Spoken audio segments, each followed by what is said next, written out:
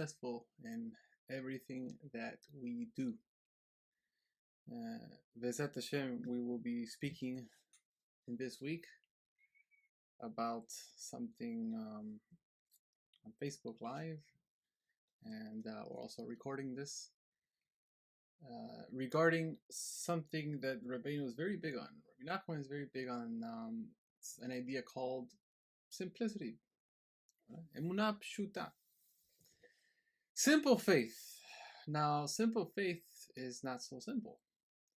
And actually, it's interesting to note that emunah pshuta, the numerical value of emunah pshuta, is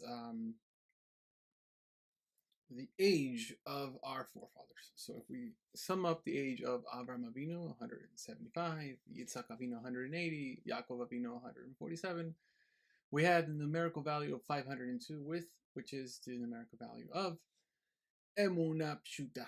So it's not so simple to be simple, right? Not so easy to be simple. Let's see what Rabbeinu says in Likutei Moran, part 2, lesson 12, where he speaks about the importance of this lesson is called Ayeh. It's a very famous lesson in Breslov Chassidut. And let's go into it really quick, and I'll share a nice little story, sense of humor story that I believe takes this idea to the point, to the key. So Rabbeinu says there, it says, when a person goes after his own intellect, after his own wisdom, okay, wisdom is, I always tell my children, and it's something so true, and we will never be wiser than somebody older than us. Why? Because they have more experience. Okay, so my son, you will never be wiser than me until one day you outlive me. Okay, wisdom comes with experience. That's a very central point. So wisdom is gained by experience. It's not through anything else other than experience.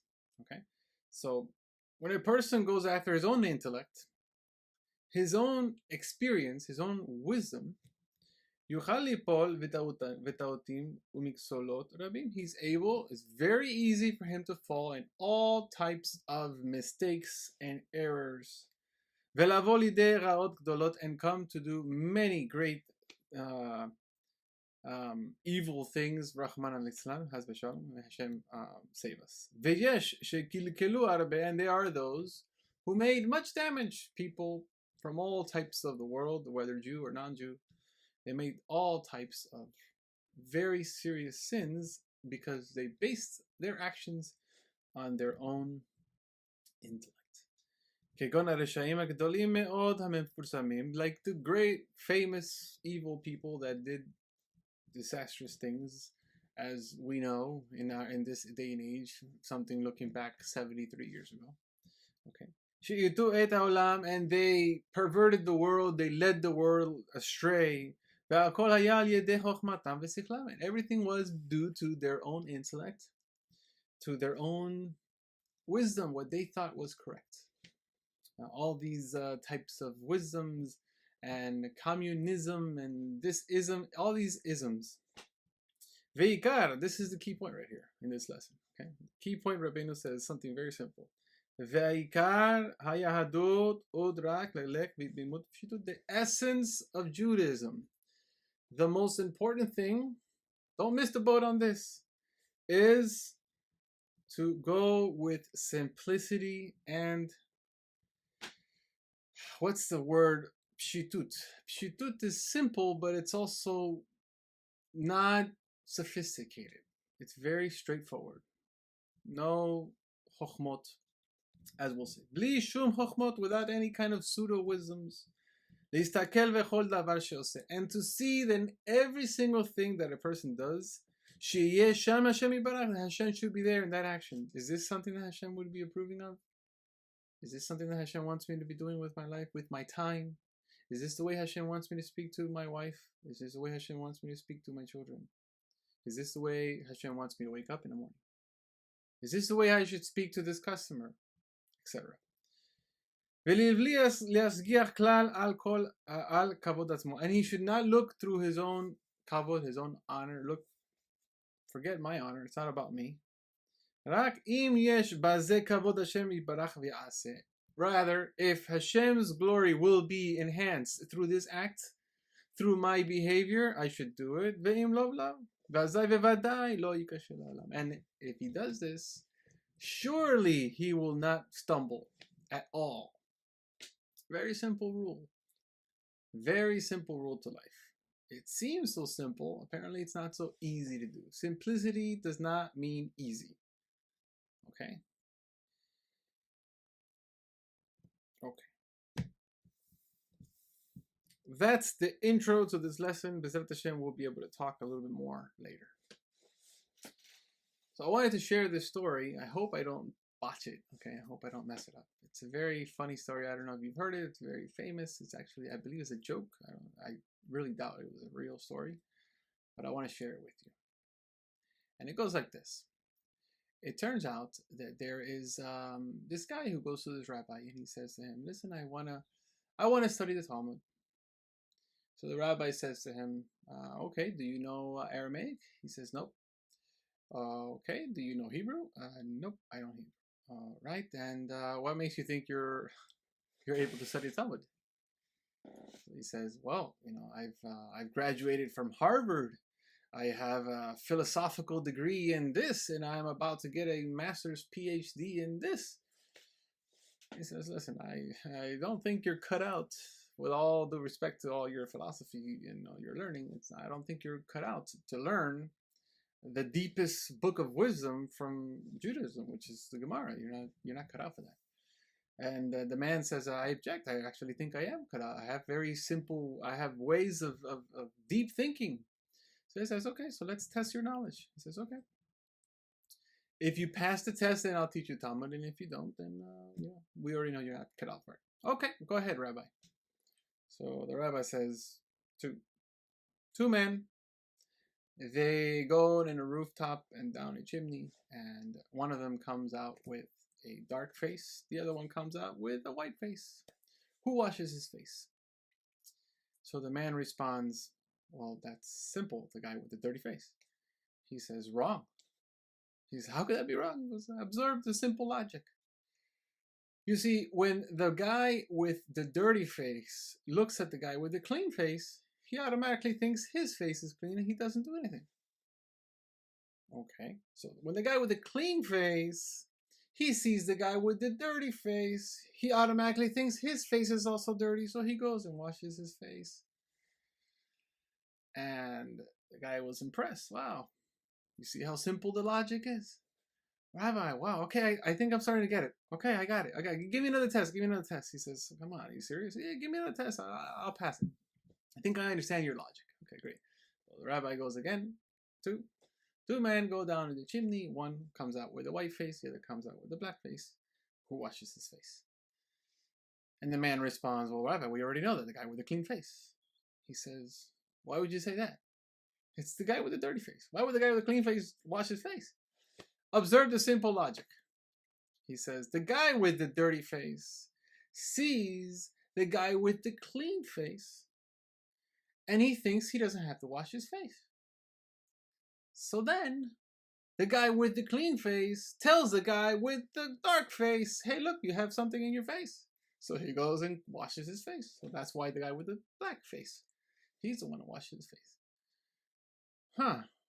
Oh, okay. So the guy's starting to get stumbled a bit. And he says, okay. It's getting there. Okay, I think I got it. Can you go ahead and ask me again? Trust me again, Rabbi. I'll get it this time. He says, "You sure?" "Yes." "Okay." So he says, two people go down the chimney. One of them comes out with a black face. The other one comes out with a white face. Who washes his face? He says, "Rabbi, we already established the guy with the black face washes his face." He says, "No, neither of them wash their face." He says, "How could that be?" He says, "Observe the simple logic." So again, the guy with the black face looks at the guy with the clean face, and he thinks his face is clean, so he does nothing. The guy with the clean face sees the guy with the black face, and he realizes his face may also be black. However, when he sees the guy with the black face, and that he doesn't wash his face, he also doesn't wash his face. So neither of them washed their face. And now the guy is completely confused. And he says, you see, my son, you're not cut out for Gemara. You're not cut out for that. Go, listen, your philosophy, all these books, and that's great, but Gemara is something, a totally different world. And he says, no. We got to try this one more time. We got to try this one more time. He says, go ahead, Rabbi, one more time, I promise. He says, okay. So, two guys go down the chimney. One guy comes out with a black face. The other guy comes out with a clean face. Who washes his face? And the guy says, well, neither of them wash his face because of the logic that you explained. He says, what are you talking about, says the rabbi. That's the most ridiculous answer I've ever heard. What kind of foolish question is that? How is it possible that two people go down the same chimney and one guy comes out with a clean face, the other guy comes with a dirty face? That doesn't make any sense. And now the guy is completely confused. Okay, Rabbi, you told me the guy with the clean face, then you told me the guy with the dirty face, and you told me neither of them, then you told me both of them, and I don't understand. He says, my son, when you live your life looking to find complete shtus, complete narishkeit, complete nonsense, and you're asking foolish questions, you're going to get foolish answers. That's why Rabbi Natan says, stop going after chokhmot. Stop asking questions and why does Hashem do this to me and how come this happened and that. Don't ask foolish questions. Just live your life with simplicity. It's not easy. There are challenges in life. There are times when you lose a big amount of money in a deal, or it's a tragedy in life. I remember once there was a guy, he was washing his hand on the sink, and he had it wasn't severe cut, it was a bad cut, but it wasn't like hospital stitches cut. It was, wow, okay, that guy's going to be with pain for a good week or two. And he was washing his hand, and I said, are you okay? You want me to call, like maybe I should call first aid, get the first aid, or take you to Hatzala or something? He says, no. Older man, he says, Koev aval avar. It hurts, but it will also pass. So pain is nobody can ever imagine somebody else's pain. Somebody in our community lost a son, not recently, a soldier in the IDF, passed away tragically this Shabbat, just yesterday. So, Leilut Nishmat to him. I prefer not to mention the name for respect to the family, but Leilut Nishmat for him. Tragedies happen, and our questions are not to ask Hashem why. It's very difficult. It's not easy. But we have to live our lives with simplicity and ask, Ayeh, where is the place? And Rabbi Natan explains there how asking, where is Hashem? Where is the place of Hashem? Where can I find you in this situation? How can I find you in this situation? That person begins to ascend by saying that, because Ayeh are the same words that Yitzhak Avinu asked when he said, Ayeh aseh leolah, where is the lamb for the offering? And Rabbeinu says this is actually a play on words. He says that the Ayeh aseh leolah, this Ayeh is what allows you to go up. It's a beautiful lesson there. I recommend you read it. It's called Ayeh, where. It's not too long of a lesson. Beautiful lesson. If you have the opportunity to read it, Likutei Moharan Part 2, Lesson 12. Very, very straightforward lesson.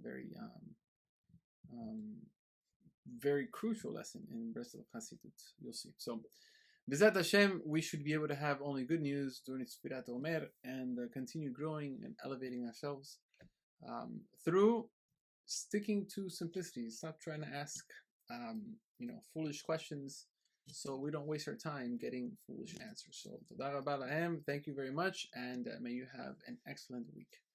Shavua Tov.